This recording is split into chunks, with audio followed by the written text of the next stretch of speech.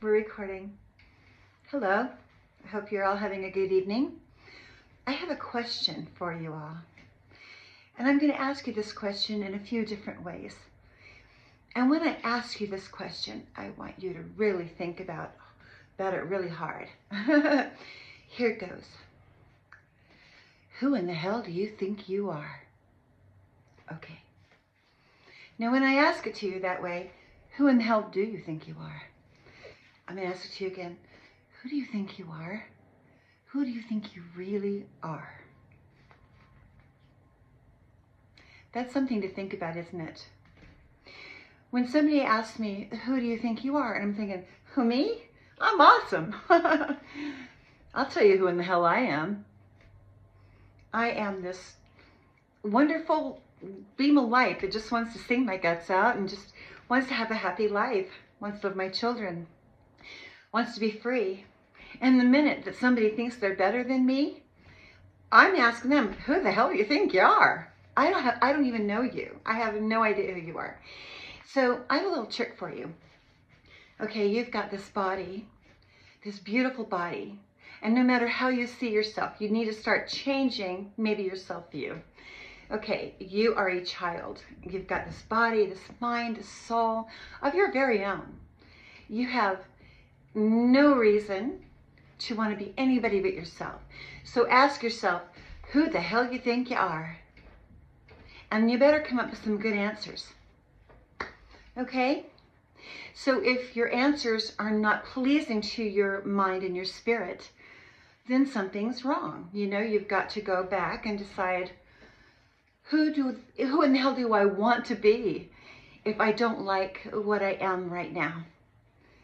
Who do you want to be? You know, no one can compete with you. There's no one like you. And so if you've got some things going on with yourself that maybe, you know, give you an uneasy feeling when you answer that question, maybe that's where we start. Okay, can you imagine, okay, this is just hypothetical, it's not personal. Can you imagine what it would be like if you could change places with Donald Trump and he was on, okay, he decided to change a system of a respectful system to something that would psychologically deem you to be less than who you know that you are. Okay, I'll give you an example. Okay, let's say that you had breast cancer. And, okay, and you've heard this before, but hear me out. And you believed that your life was going to end. But so you psychologically made a decision. Okay, even though, of course, there's concern there and you don't want to die and you've got all these hopes and dreams, in some way, it's not such a bad thing because you can decide from that point on, you know, what do I want to spend my time on? Well, I would like to spend my time on my talents. I think that's the best thing that anyone could say. Everybody should be spending their times on their talents and what they feel they're made for, with no fear. Just work on that. And you know, figuring out who you are as a person. Now, can you imagine someone like the president being on food stamps? Can he empathetically take himself out of his role, wealthy man, put himself in the role of a man who was born to a really poor family that never had any real opportunity? He was just, nobody helped him along the way or nurtured him or helped him really grow in a positive way. Let's say he was born in my life around the people that want to manipulate and control me. I wonder how it would have been for him. You know, I really wonder, what if I was born with my soul and my spirit into a wealthy family? I wonder how that would go. Would I be, I mean, that kind of scares me a little bit. Would I be arrogant? Would I deem myself better than somebody else? What if I did and I failed to see the value in people because I felt like I was on this elevated level or system, and that I would psychologically take, you know, somebody's sustenance away And then all of a sudden make it look like, instead of being a right, like Social Security is a right that people have been paying into since, forever, for a really long time. And suddenly they decided to change it from Medicare to Medicaid and food stamps. And, we all know, and some of us, during our student years or raising children, we've had to use CHIP. We've had to use, food stamps maybe for a period of time because, we needed that help because we have other, dependents. And maybe we're working, we're trying to do childcare. I mean, life is expensive. You have no shame using those programs. You really do not. But right now, what he's doing, because I'm complaining about the way everything kind of went down, okay, for me. Before the announcement of Social Security, okay, hear me out. I wasn't on food stamps or special housing or anything. I was on SSDI. You've heard me say this, right? And I was using my talents. I didn't give up. I wasn't just bumming around doing nothing or causing anybody any trouble. I was just working on myself, the person that I am, my talents, just trying to be the best me I can be. Okay, which is really, that's why this is so awkward for them, because I wasn't doing anything but hopefully adding some value in the people around me, which, instead of seeing me as a valuable asset, instead, attacked me for just being myself. Why would you suppose that would be? Why would people just completely ignore their own lives and the beauty of themselves to go after another person? Who do the hell they think they are to do something like that? That is such a critical question. And I ask you to stop for a moment and ask yourselves, Christians alike, people that believe that they are God's children, and you are, and that you're doing everything right. But are you?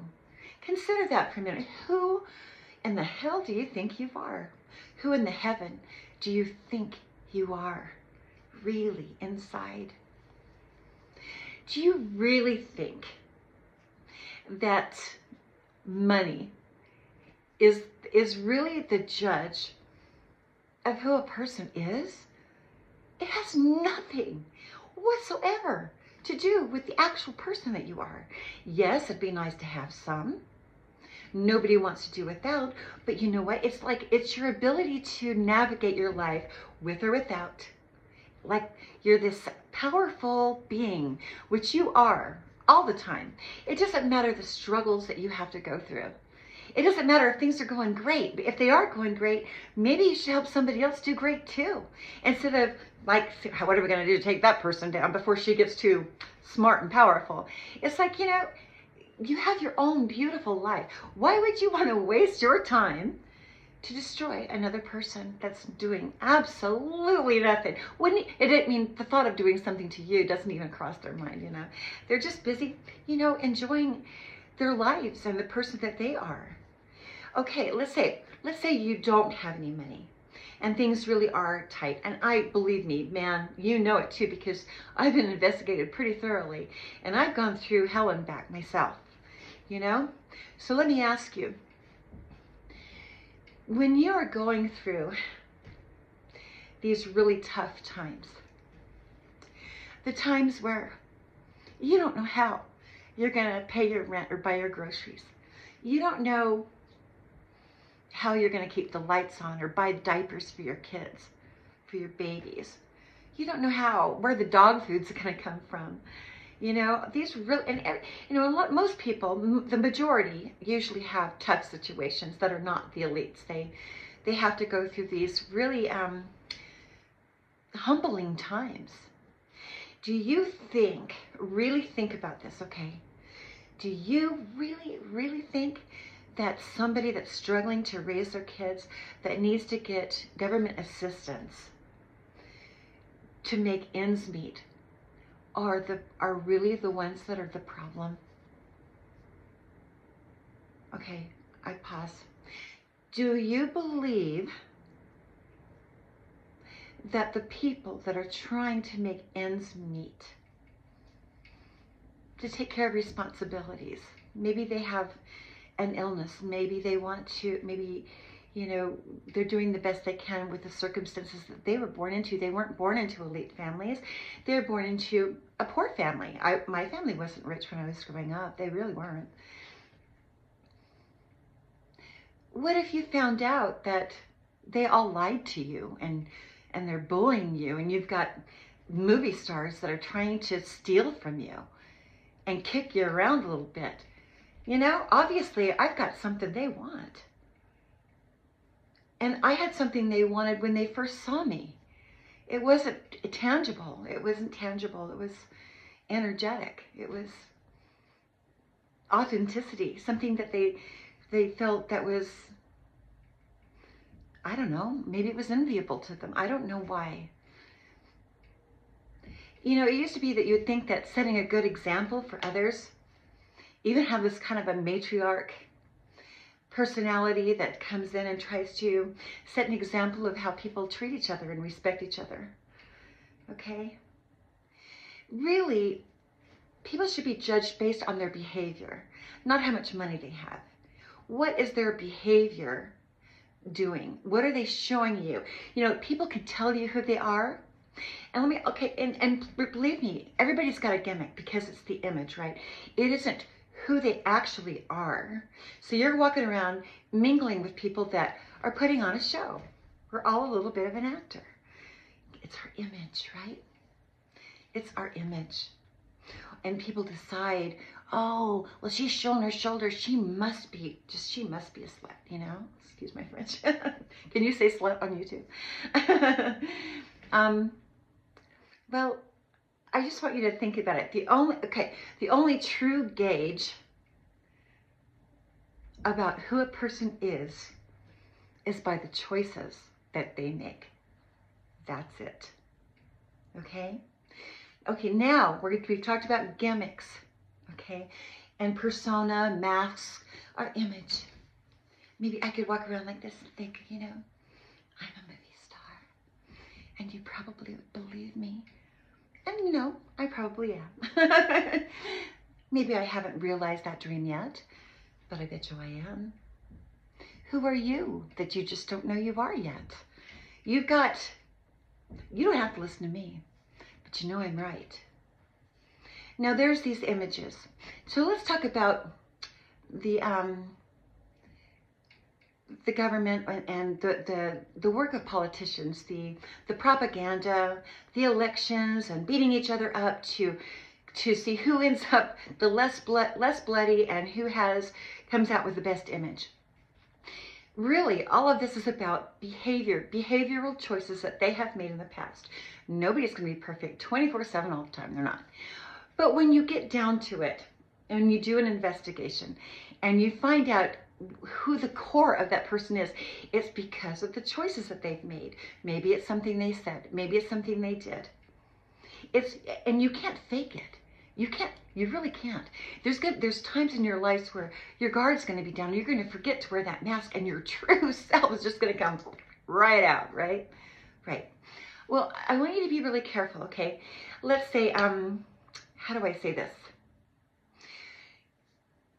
The masses, I've learned from really clearly observing, you know, in all of different areas of life, like religion, you know, government, the entertainment industry, any group, you kind of watch and you see, you know, their behavior. That's really, you watch their behavior, you watch what they say, and how consistently they say it. But the people that you think that you know are doing outrageous things most of the time. But if you find the people that are really not doing anything outrageous and they're just kind of minding their own P's and Q's and they say what they mean and mean what they say, you know, where are those people? There's got to be more of us out there. I bet you there are. I would like to meet you. You are the people that I want to talk to. The people that, you know, say what they mean and mean what they say. They come with integrity. No, they're not perfect. They might even like to have a little fun sometimes, you know. But they're brave enough to just come as they are. You know, come as you are. You know, you don't have to fake it. But if you do have to fake it because you don't feel good, you need to find out why. If you don't feel good enough to come as yourself, if you were to take these billionaires and take all their money away, everything away, they would kind of look like nerds, don't you think? They'd kind of be like goofy. And some of the things they say already is pretty goofy. Because when you look at them, you're looking at their money and their status, which bravo, man. You know, you went places. But a lot of it is just smoke and mirrors. You know, the other people, yeah, maybe they did invent something really great to help people. But instead of just being like, you know, they should feel proud of themselves. They should feel really proud of themselves. But the last thing you go do is just trying to think, well, I am God of the world now, so you're going to do what I say, period. And I'm going to make you be on the welfare. I'm on the welfare. I get some ice cream that you don't get none because you on the welfare. So all of these psychological tricks to make you feel diminished, it's a silly game. Only you can let them energetically make you feel diminished. Now, I am not going to reduce myself like some people did when they were describing President Trump, the last administration. They were awful. These people were horrible to him. I was embarrassed to see Nancy Pelosi rip up that, you know, inauguration speech, whatever he was it the State of the Union or something like that. I thought, oh my gosh, how could somebody in her position at that level do something like that in front of the whole world? I thought that was, I don't care who she didn't want to be president. That was really rude and unprofessional. Boo.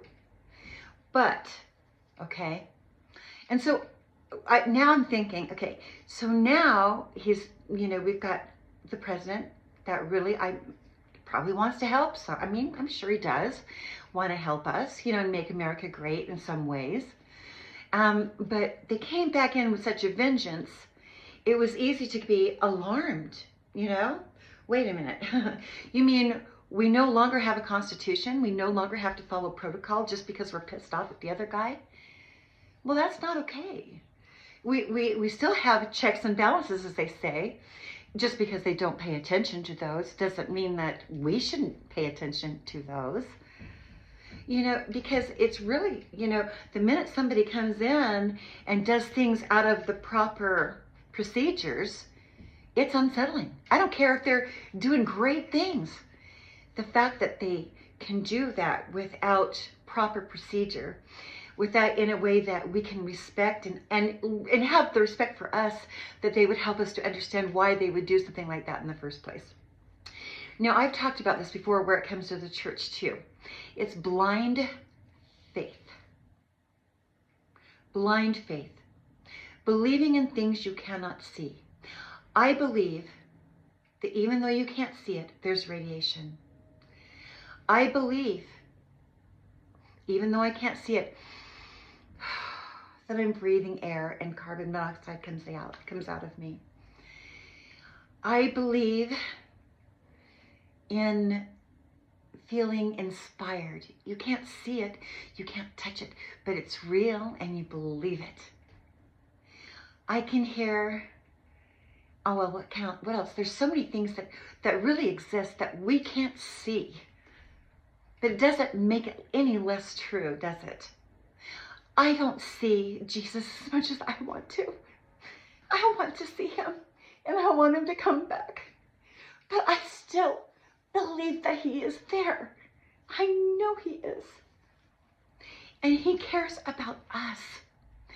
So no matter what propaganda you're hearing, that people want to help you, and they're painting this picture, and oh, it's a great picture. We're going to have this, and we're going to have that, and it's just going to be great. Trust us. And now you see all these people jumping on the bandwagon. Whoa, man, they've really done some great stuff this month. It's been a month. That's really okay. Behavior is important. Right now, things are going okay. Kind of, we think, we hope.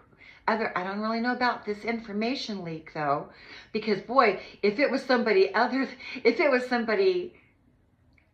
just in general that got a hold of our data, we'd be like freaking out. But because of the people wanting a particular man based on a campaign and propaganda, brings in somebody that we don't all know. And then all he has to do is get a bunch of other people behind him to tell you how good this guy out here is. Then all of a sudden, slowly, we all just get a little bit glazed. Well, maybe I was wrong. And I was too hasty. I do apologize, you guys. I can see that you're doing really great things, and you are. I can't deny it.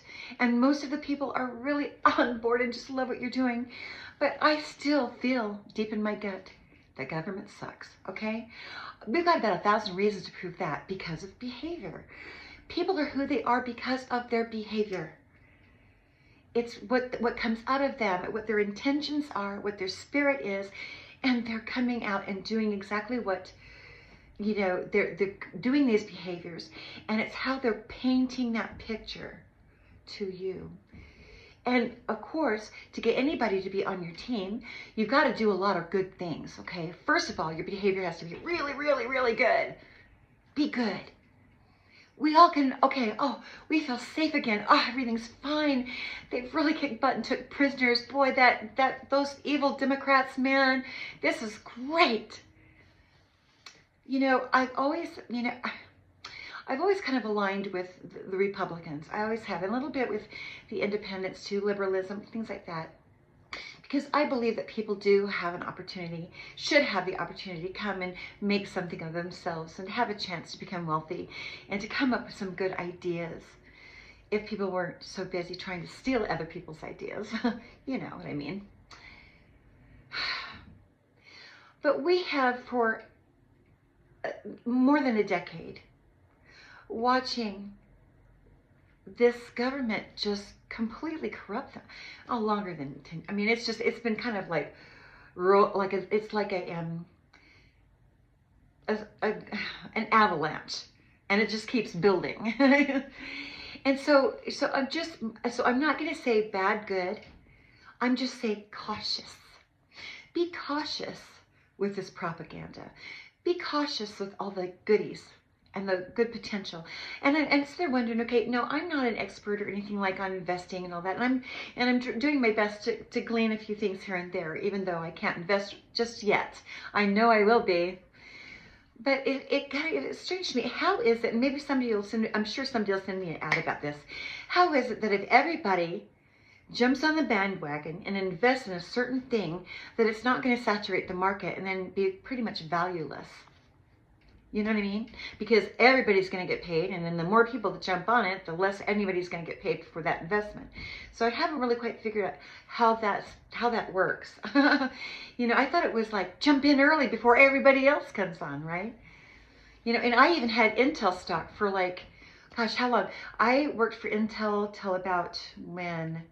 Oh, it was 1996 when I went to Greece. I went on a sabbatical to Greece.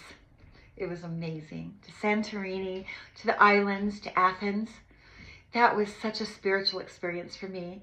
Just to walk up the stairs of that Acropolis and to feel like I was walking right where the apostles walked. And some really interesting music was playing. There was like what are those guitars? A lyre. A lyre was playing like those old ancient, you know, instruments. And it was just like the spirit was with me. It was really strong. It was like I had like seen it, all of the history, everything that I'd ever learned in history. There it was, and it was just like, it was just amazing to me. And I know that you know what I'm talking about. Like if you went to Jerusalem and you've gone to these ancient places, how magnificent it is. And it proves so many things, you know, that to be true. It's not just faith. You can actually feel and touch it. You can go up there and put your hand on the columns if you want to. But the music and the feelings that I was surrounded by oceans of spirits that had lived before, that carried the rock that it must have taken up that mountain for them to chisel and make it into this beautiful Colosseum. How in the world did they manage it? How many lives were lost when they did that? But what they did goes on. It's like the most amazing thing. It really is. It's like a miracle of human hands of what we're capable of doing when we all get together and do it. I wish they hadn't died. I wish they had been treated better during those slaves when they were building that beautiful structure. But wow, what a structure it is. Each one of us have so much to offer, you know, and I really hope that that you will understand what I'm saying. Everything isn't about your image. You know, I could hire somebody to go out there and, you know, right now and say, oh, Treva, you are such an amazing person. She is a goddess. She is a heavenly sent. But we all are. And I know I'm heavenly sent. I know that Jesus Christ loves me. I know I'm a special voice for him. I know that. But I'm not alone. There's others too. I don't want to be worshipped because I worship God. No, that's not the point. I'm not looking for any kind of recognition based on because I have skills that not everybody has. I am gifted because God chose to gift me, and I shouldn't be ridiculed for having them. You know, it's just the way he made me. Okay. And so, but then there's certain people that have special gifts of technology, and there's certain gifts of leadership. Each one of us have a wealth of internal knowledge and drive to be something if we'll only let that come out. Now, as I evolve spiritually, as I have been under this emotional and psychological attack, you know, it hasn't occurred to me too much that I'm less than what they say, or that I'm less because they say I'm less. I never think of it that way. It's just more or less like I just want to commune with God. I don't want to have to deal with these energies. I don't want to have to surround myself with all this chatter. It's too much. You know, I don't care what anybody thinks about me because I already know who I am. And that is the point of what it is I'm trying to explain to you. And there's not enough propaganda in the world for me to not be able to see through somebody who's being deceitful. You know, I'm not saying that everything is deceitful and everything is bad. No. But I am very diligently asking you, no matter how good something looks, to really, really look at the great big scheme of things. Don't be shy about what you're allowing. And, oh, she's crazy, don't listen to her. Oh, don't ever let anybody say that. You have to really trust your inner core. Trust, you know, well, this looks good so far. Let's see how it goes. But never stop watching and really listening to those words, that behavior. You catch people behaving in certain ways. We won, oh, we're the greatest in the world, we're king, man, we're gonna go out there, you know what I mean? Just, you know, be really cautious because you're more powerful individually than you actually believe that you are. You are who do you think you are? Who do you think you are? I bet you're somebody amazing. I bet you could be. And I'm asking you, go out there and be somebody amazing. So when they ask you, who in the hell do you think you are? You absolutely know who you are, and you're proud of it. The minute that you're not proud of it, you're in trouble. Don't forget who you are. As Mufasa said, remember who you are. And don't let anybody talk you out of it. Until next time, don't be afraid to be your best self. Don't be ashamed of it. And don't let anybody put a label or put you in a situation that makes you psychologically and emotionally diminish yourself because you're in a financial circumstance that you can't do anything about. You just keep on fighting for yourself. Not fighting with people, just fighting to be your best self. To be a light in the world, to be somebody that can be counted on. It means everything. To tell the truth and to be a person that can be counted on. If that was all you ever did, do you realize how rare that is?